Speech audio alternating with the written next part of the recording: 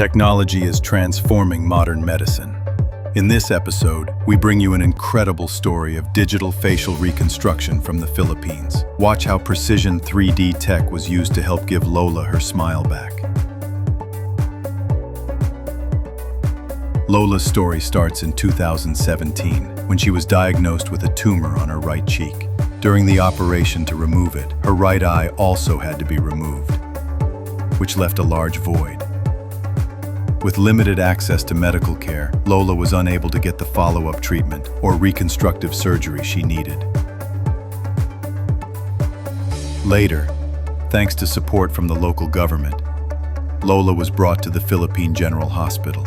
There, after a thorough examination, her doctors proposed a modern solution: digital facial reconstruction.